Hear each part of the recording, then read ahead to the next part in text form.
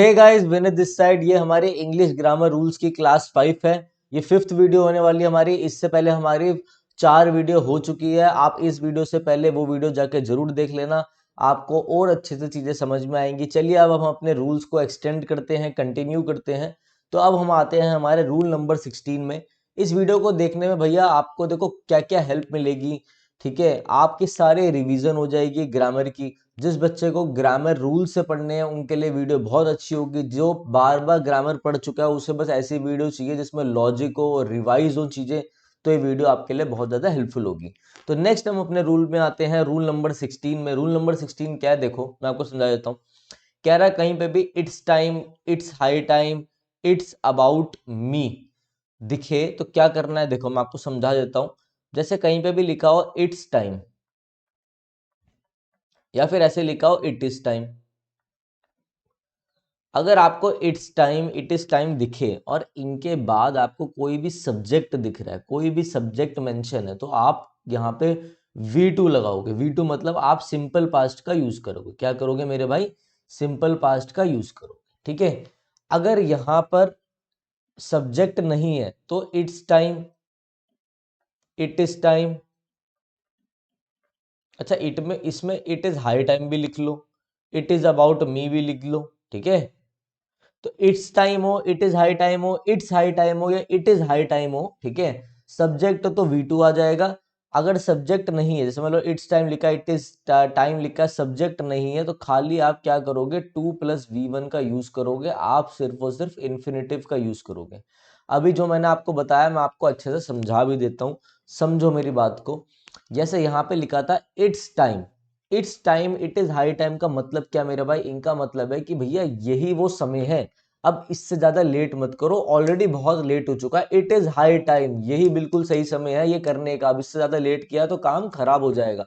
तो it's time, यहाँ पे जैसे इट्स टाइम आया, आपने बोला, सर ने बोला था अगर इसके बाद सब्जेक्ट हो तो सब्जेक्ट यू आ रहा है, तो जैसे यू सब्जेक्ट आया तो भैया कोई शुड, कोई कुछ नहीं आएगा, सीधा क्या आएगा, सीधा सिंपल पास्ट आएगा। मतलब V2 फॉर्म आएगी। तो यू के बाद स्टडी हमारी वर्ब थी, इसकी V2 फॉर्म क्या होगी? स्टडीड। तो आपका ग्रामेटिकली आंसर क्या बनेगा? It's time you started.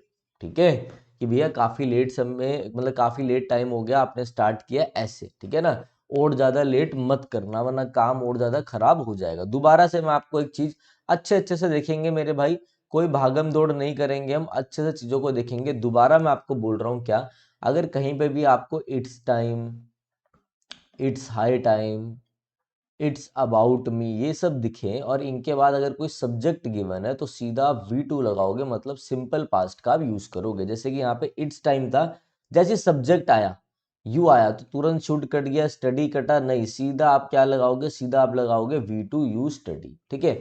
वैसे अगर इनके बाद अगर ये लिखा हो, जैसे इट्स टाइम और इट इज हाई टाइम खाली लिखा हुआ है, अगर इनके बाद कोई भी सब्जेक्ट गिवन नहीं है, तो आप सीधा क्या यूज करोगे? आप सीधा इन्फिनेटिव का यूज करोगे। आप 2+V1 का सीधा यूज कर दोगे। ठीक है।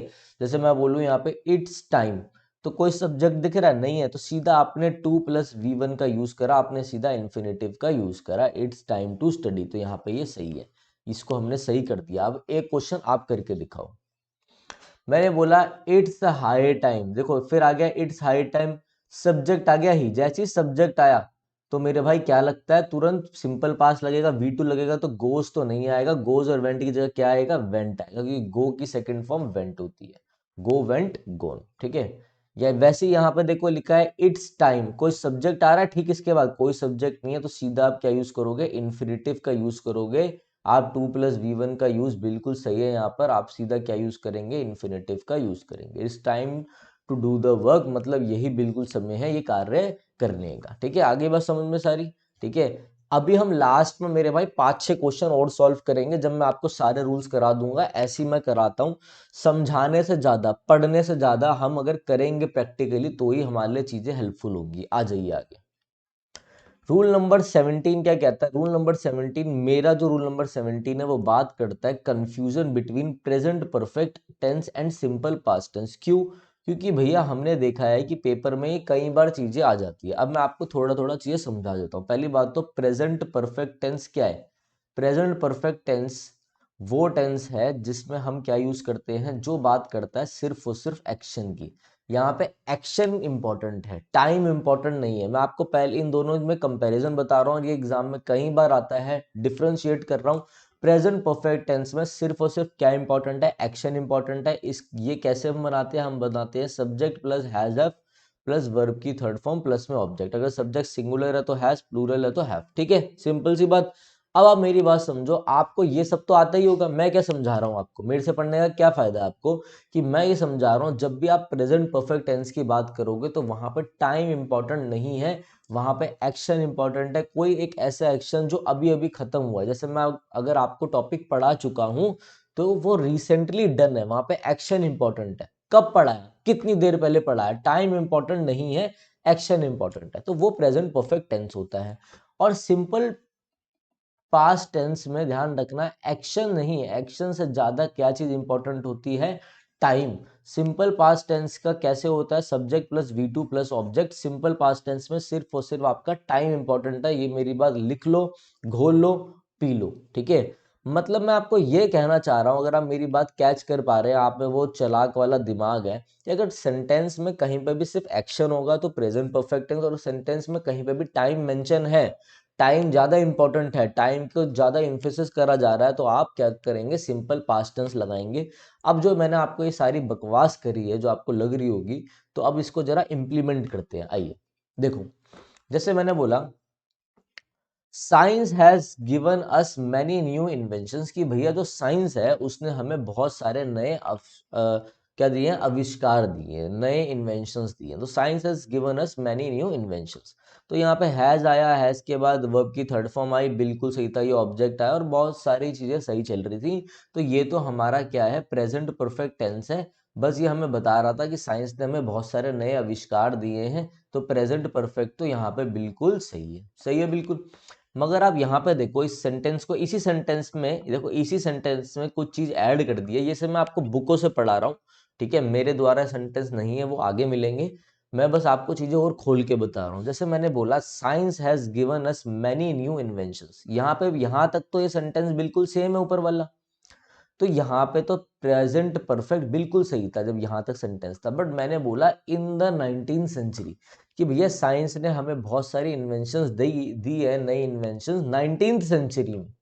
जैसे ही मैंने बोला 19th सेंचुरी, तो भैया ये तो टाइम बता रहा है, ठीक है, ये क्या बता रहा है यहाँ पे, ये तो टाइम को डिनोट कर रहा है, ये तो टाइम ओरिएंटेड है।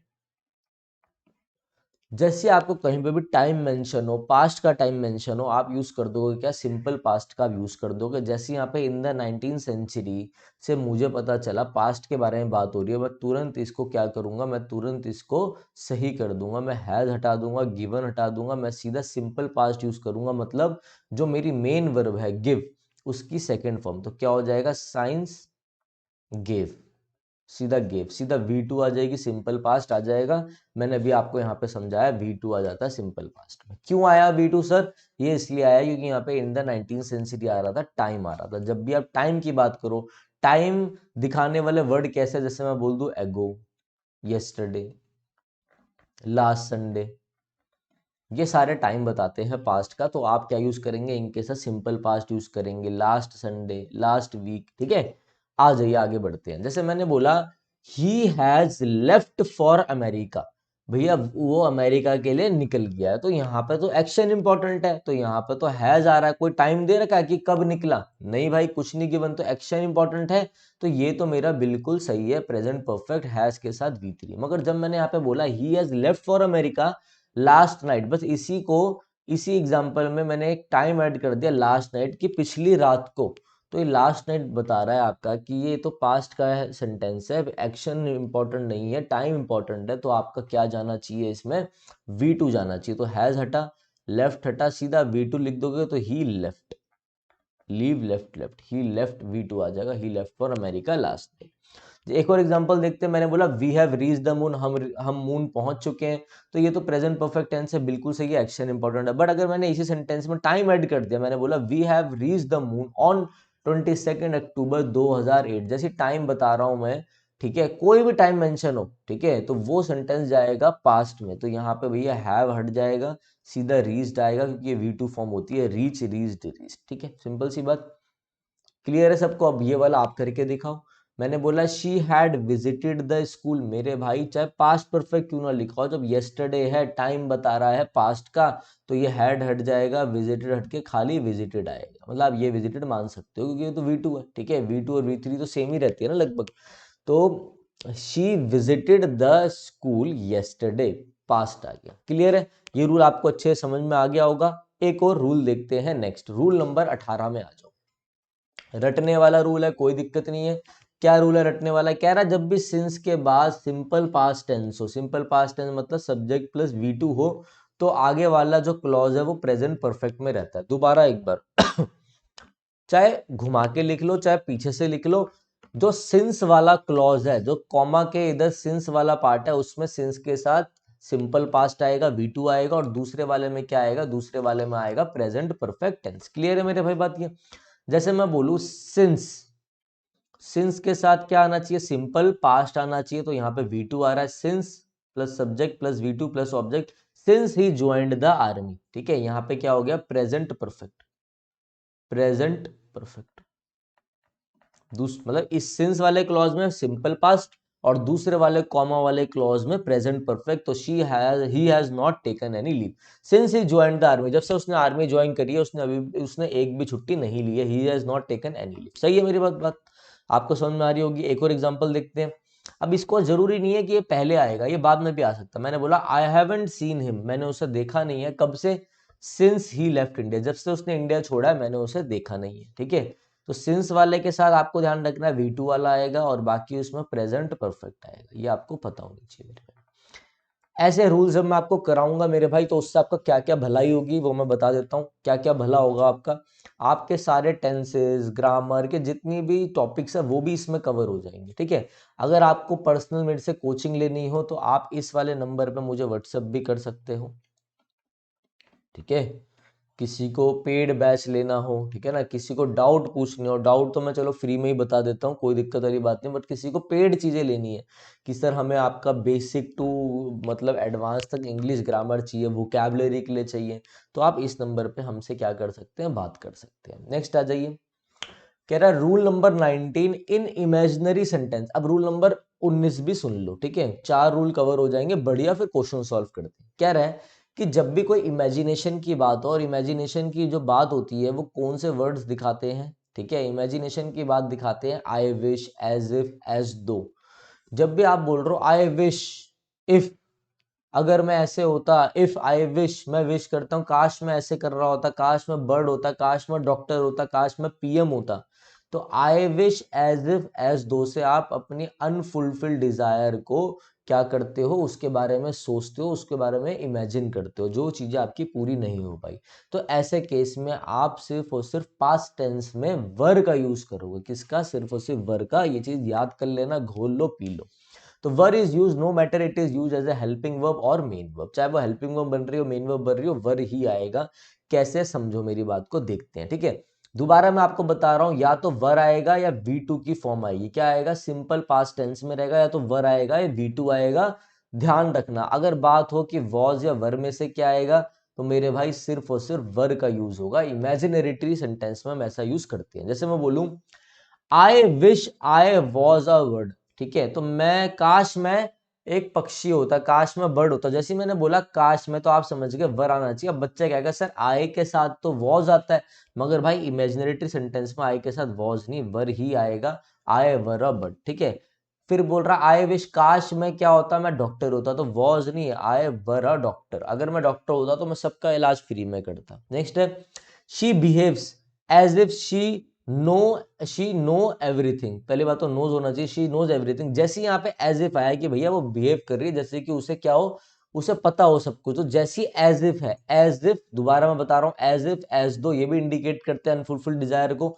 तो आपको ये एज इफ के बाद यहाँ पे क्या देना चाहिए था? आपको पास्ट में देना चाहिए, मतलब कि V2 देना चाहिए। तो नोज नहीं, न्यू।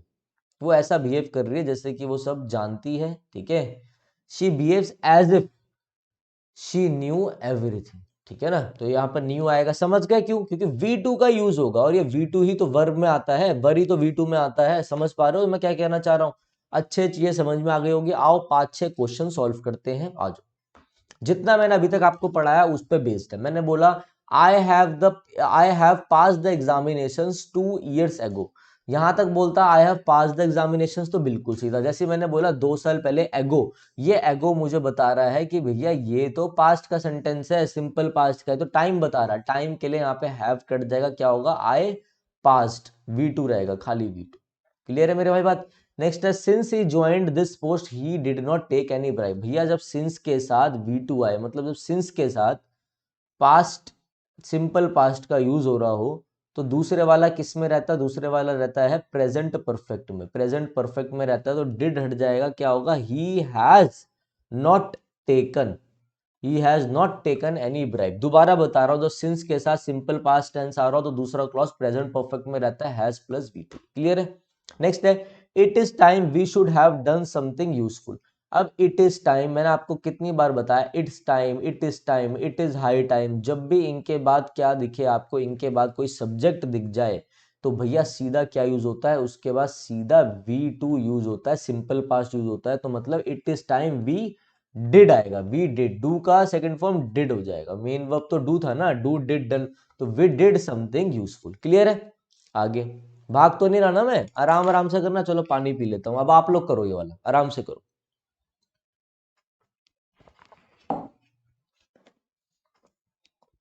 है ना, my uncle has left for Bombay, अगर इतना बोलता my uncle has left for Bombay तो बिल्कुल सही था, बग वो ये बोलता my uncle has left for Bombay last Saturday, last Saturday time बता रहा है, अब ये टाइम बता रहा है तो सीधा हैज कट गया, सीधा V2 में रहेगा, my uncle left, my uncle left हो जाएगा। ठीक है ना। नेक्स्ट है nobody saw him since the fire broke in his locality. Since के बाद क्या आता है, सिंपल पास्ट आता है, V2 है। सिंस के बाद क्या आता है, सिंपल पास्ट आता है। तो दूसरा वाला जो है, दूसरा वाला किस में रहता है क्लॉज, जो सिंस वाला वो तो सिंपल पास्ट में, दूसरा वाला रहता है किसमें, प्रेजेंट परफेक्ट में। तो ये कट जाएगा, क्या हो जाएगा, nobody has seen him. तो दोबारा सिंस के बाद अगर सब्जेक्ट है, सिंस के बाद सिंपल पास्ट रहेगा, सिंस के बाद सिंपल पास्ट, दूसरा क्लॉज रहेगा प्रेजेंट परफेक्ट में। ठीक है। तो ये मेरे भाई 5 क्वेश्चन मैंने आपको एक्स्ट्रा करा दिए हैं। रूल नंबर हमने कितने कर लिया एक बार देख लेते हैं। हमने यहाँ पर कर लिया है आपका, देखो 16, 17, 18, 19 चीजें मैंने आपको बता दी है, यही एग्जाम में आती हैं। अब हम धीरे धीरे करके और आगे बढ़ेंगे। 150 रूल कराने हैं। 150 रूल का मतलब आप समझ रहे हो, जो मैंने आपसे वादा किया है, चाहे धीरे धीरे वीडियो आए, कमेंट करना थोड़ा शेयर कर दो भाई, वरना हमें भी डिमोटिवेशन हो जाती है कि भाई जब हमारा नहीं बढ़ रहे होते हैं सब्सक्राइबर। ठीक है। आप थोड़ा शेयर वेयर करो अपने दोस्तों वोस्तों यार, सब्सक्राइब कराओ। ठीक है ना। अभी हमारे 3400 हो गए हैं, थोड़ा ज़्यादा तो करवाओ। ठीक है ना, कम से कम 4000 तो हो जाए। हमारा टारगेट है मेरे भाई कि मेरे बर्थडे तक, 7 अप्रैल को मेरा बर्थडे है, तो आप लोगों ने क्या गिफ्ट देना है, कम से कम 4000 हो जाए हमारे। ठीक है, अभी 1 महीना है हमारे पास। तो चलो गाइज, यहाँ तक वीडियो थी। ठीक है, आप इसे देखना। जाते जाते अब हमारे कोर्स के बारे में भी देखिए। Thank you, have a nice day. तो आपके लिए लास्ट में जाते जाते एक इम्पॉर्टेंट चीज़ ये है कि देखो हमारी जो ऐप है वो लॉन्च हो गई है विनय कक्षा नाम से। ठीक है। आप गूगल प्ले स्टोर पे एंड्रॉयड वाले, जो एंड्रॉयड बच्चे एंड्रॉयड फ़ोन यूज़ करते हैं, वो प्ले स्टोर पर जाके विनय कक्षा लिखेंगे तो आपको हमारी ऐप मिल जाएगी। ठीक है ना। आप iOS वाले के लिए मैंने नीचे एक लिंक डाल दिया iOS वालों के लिए, तो वहाँ से जाके डाउनलोड कर सकते हैं। ठीक है। गूगल प्ले स्टोर में जैसे आप विनय कक्षा लिखोगे तो ये आपका ऐसा स्क्रीन खुलेगा, आपको इंस्टॉल करके ओपन करना है। इसके बाद आप आ जाएंगे इस इंटरफेस में। ठीक है।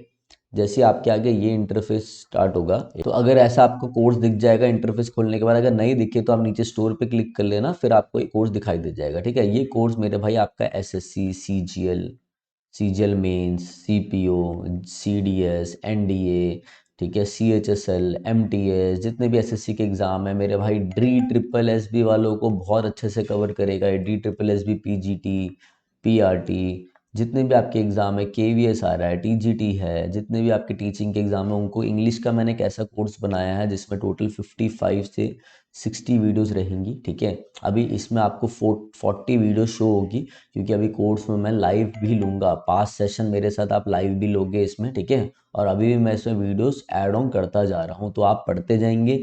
जो भी आपको डाउट लगेगा, जो बच्चा इस कोर्स को लेगा वो मेरे से इस नंबर पे क्या करेगा, व्हाट्सएप पे अपने मेरे भाई डाउट्स भेजेगा, मैं उनको हाथों हाथ बता दूंगा, मैं आपको पूरा एग्जाम के लिए गाइड करूंगा, चाहे वो कोई सा भी आपका एग्जाम हो, सीजीएल हो, कुछ भी होगा जो ये कोर्स लेगा, ठीक है। दूसरी चीज़ मेरे भाई, इस कोर्स की वैल्यू आपको 999 दिख रही होगी, तो 999 इसकी वैल्यू नहीं है, वैसे कोर्स की वैल्यू मैंने 999 लगा रखी है, मगर अभी फर्स्ट हमारे 200 बच्चों के लिए मैंने डिस्काउंट ले रखा है, तो आपका जो कोर्स है तो 200 रुपीज़ ऑफ हो जाएगा आपका, तो ये 799 में, मात्र 799 में आपको पड़ेगा, ठीक है। तो जिसको लेना हो वो ले सकता है, बाकी अपना यूट्यूब की वीडियोस आती रहेंगी, मैराथन्स आती रहेंगी, ठीक है। तो करते रहे। इंग्लिश ग्रामर के लिए बहुत बच्चे बोलते थे कि सर कैसे करें, बहुत दिक्कत आती है, तो उनके लिए मैंने कोर्स निकाल दिया, ठीक है। तो जल्दी आपका वोकैब का कोर्स भी आएगा, ये पेड कोर्स है, टेंशन मत लेना, यूट्यूब पे भी प्रॉपर क्लासेस होंगी। जिनको बेसिक में दिक्कत है, जो मीडिएटर लेवल में पहुंच गए हैं, जिनको नहीं समझ में आता हम कैसे तैयारी करें, ये उनके लिए कोर्स रहेगा, जिसमें आपकी पूरी इंग्लिश, सारी पार्ट ऑफ स्पीच, जितना भी आपकी पार्ट ऑफ स्पीच है, देखो इसमें आपका जितनी पार्ट ऑफ स्पीच है, आपकी नाउन से लेकर एडवर्ब तक, preposition, fix preposition, syntax, clauses किसे कहते हैं, बेसिक सारी चीज़ें आपकी कवर हो रही हैं बहुत अच्छे से, ठीक है। तो चलो गाइस, अब मैं चलता हूँ, रेगुलर आपकी वीडियोस तो आती रहेगी यूट्यूब पे, ठीक है। किसी को कोई भी डाउट है तो इस नंबर पे आप मुझे कॉल कर सकते हैं, ठीक है, और मेरे से आपकी बात करवा देंगे, जो भी उठाएगा वो मेरे से आपकी बात करा ही देगा, ठीक है। तो चलिए guys, thank you, have a nice day.